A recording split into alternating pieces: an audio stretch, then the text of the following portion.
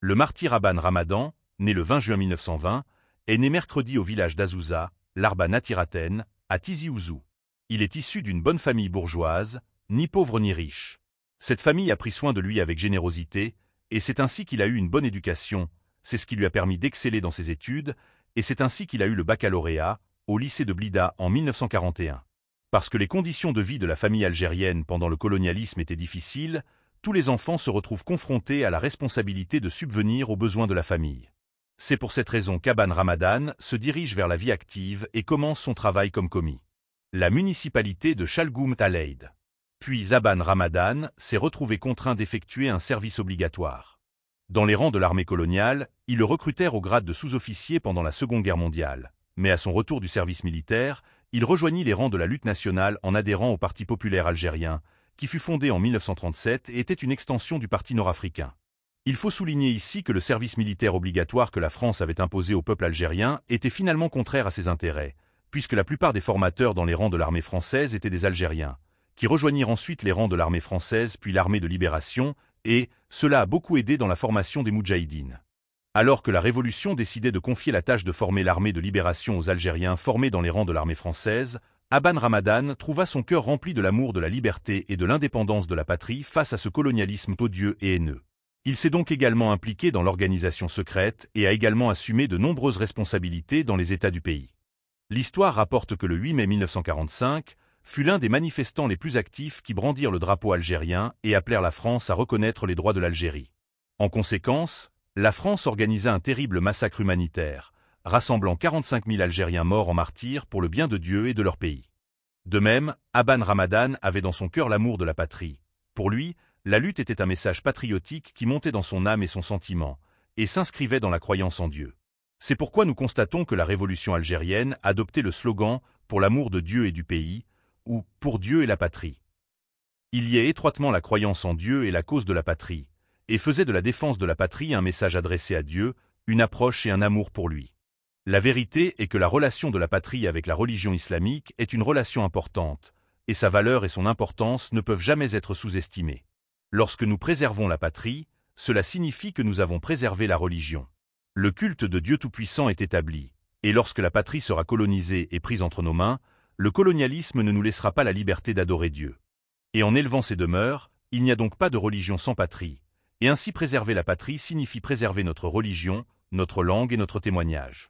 Aban Ramadan était à l'avant-garde de la jeunesse algérienne aspirant à restaurer la patrie algérienne afin qu'elle devienne libre et indépendante, et que le peuple algérien devienne libre, digne et indépendant. Le colonialisme français était à l'affût de tout mouvement à l'intérieur de l'Algérie. Il a mobilisé toutes ses forces vives pour surveiller de près ce qui se passait en secret et en public. Il a jeté ses yeux, ses partisans, ses agents et ses informateurs dans chaque ville, montagne et tisse un réseau de renseignements superposés, continus et cachés, dans toute l'Algérie. Ses yeux et ses machinations parcourent le territoire algérien. Tous, ainsi que les mouvements des militants algériens, ne lui auraient pas échappé, ni à ses partisans. Aban Ramadan a été l'un de ceux qui ont souffert du feu du colonialisme. Ils l'ont emprisonné et torturé à plusieurs reprises à Béjaïa, Boumerdès et El Arache. Le pire, c'est qu'ils l'ont expulsé de son pays natal, l'Algérie. Il était très épuisé et beaucoup torturé, et comme il n'a pas trouvé de soutien, il a entamé une grève de la faim pendant 1 mois et 6 jours. En 1953, ils l'ont déporté en France, mais il est revenu au pays 1 an plus tard, soit en 1954. Il est revenu pour rejoindre la grande révolution de novembre, par l'intermédiaire du colonel Tamar Ouamran, et a parrainé le réseau des militants d'Alger.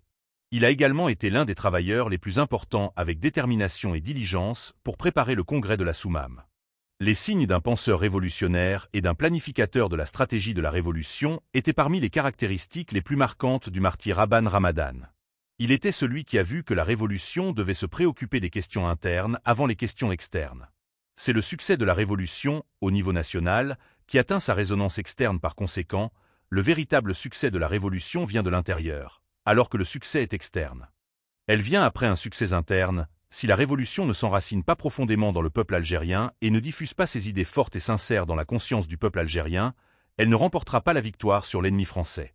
Il en a également vu l'importance du politique sur le militaire, parce que le politique représente la conviction politique, intellectuelle, culturelle et sociale du peuple algérien, et que c'est elle qui ouvre la voie à l'adhésion à la révolution comme une idée, une conviction et un moyen de remporter la victoire. Quant à l'aspect, l'armée, malgré son importance pour une révolution armée, est le résultat naturel du mouvement politique. Si le mouvement politique échoue en premier lieu, alors le mouvement militaire échouera en conséquence. La légitimité spirituelle, intellectuelle et politique est la ressource inépuisable qui nourrit la révolution, et c'est ce qui lui donne cette grande détermination qui ne s'arrête pas, et cette forte honnêteté, qui s'élève jusqu'au degré de croyance correcte dans la révolution, ses objectifs, son droit et sa légitimité. De ce point de vue, on constate qu'Aban Ramadan est ce révolutionnaire qui est conscient du concept de révolution et qui croit que la pensée précède la révolution. Cependant, la réalité de la révolution algérienne est qu'elle est un enjeu avant d'être une théorie. Le problème, en bref, c'est que le peuple algérien réclamait le droit à l'usurpation, mais ce droit doit être clarifié et le peuple algérien doit être convaincu de sa légitimité pour que la révolution puisse réussir à le reconquérir. Lorsqu'il rejoignit la révolution, ils avaient pris conscience de son importance dans la lutte, de son niveau intellectuel et de sa conscience de la lutte, alors ils lui confièrent des tâches essentielles et dangereuses. Il fut chargé d'établir et d'organiser le réseau de lutte à Alger et il était au niveau de la mission révolutionnaire, lorsqu'il prépara les documents du congrès de la Soumam, avec un grand succès, et même il supervisa la fondation du journal Al-Moudjahid, et créer un journal était, à cette époque, une tâche difficile et insoluble.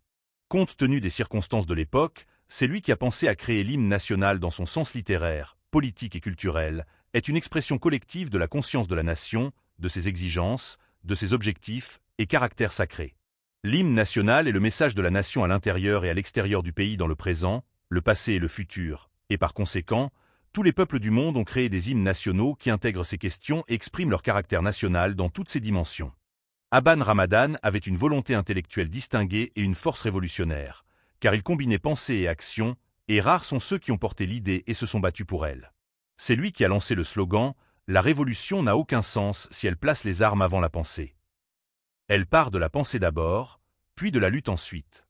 Ainsi, Aban Ramadan est l'un des architectes du programme et de la révolution. Sinon, ce ne serait qu'un chaos populaire massif qui pourrait ne pas atteindre son objectif et il continue de disparaître. Et sur cette base, c'est lui qui a adopté la préparation de la constitution du Front de Libération Nationale, et il a tenu une conférence secrète, dans les montagnes, et la présenta à ses dirigeants.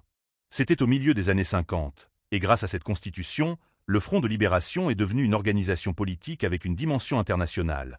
Comme le reconnaissaient de nombreux pays, cette constitution définissait également les objectifs et les dimensions de la lutte du Front de Libération dans le cadre du droit international, et sans cela, la constitution ne permettait pas au Front de Libération d'être une organisation légitime reconnue par les nations des peuples.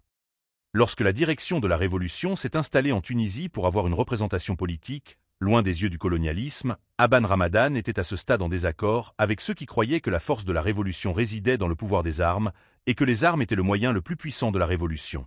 Il a frappé sur la table et a dit « La pensée doit précéder les armes, sinon cette révolution apportera un désastre sur nous et notre peuple. » Cependant, ses compagnons ne l'ont pas écouté, mais Aban Ramadan est resté fidèle à sa position. La grande révolution à travers le monde a été témoin de désaccords qui ont atteint le point de combat et de division. Cependant, ces désaccords ne rentrent pas dans la catégorie des trahisons nationales.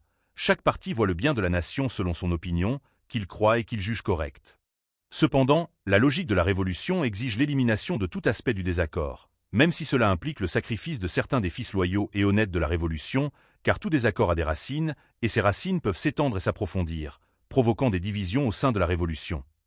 Et il devrait donc éliminer les foyers de désaccord, même si cela nécessite le recours à la faire taire l'autre voix, afin de maintenir la continuation de la révolution, et à partir de ce concept, il est possible de comprendre l'assassinat du grand Moudjahid, Aban Ramadan, et que son assassinat a été pour lui un sacrifice, afin que la révolution à laquelle il croyait, et c'est ce qu'on appelle la rigueur révolutionnaire, un principe qui ne permet aucune prise de position, peut menacer l'unité de la révolution et de son armée. Tous ces moudjahidines héroïques et martyrs ont sacrifié leur vie pour la chère patrie. L'Algérie, ils ont même sacrifié leurs enfants, leurs familles et les personnes qui leur étaient les plus chères, pour que la révolution continue. Ils ont sacrifié l'un de leurs compagnons les plus fidèles et les plus honnêtes par amour pour l'Algérie et sa révolution, glorieux Aban Ramadan pour rien d'autre que de poursuivre la marche de la révolution en laquelle Aban croyait. Ils ont sacrifié un bien-aimé, l'un de leurs plus chers, mais la révolution a remporté sa victoire et le soleil de la liberté a illuminé tous ses recoins. Il ne fait aucun doute qu'Aban Ramadan ne se souciait pas de la façon dont il était mort et de sa révolution. Ses héros compagnons ont réussi.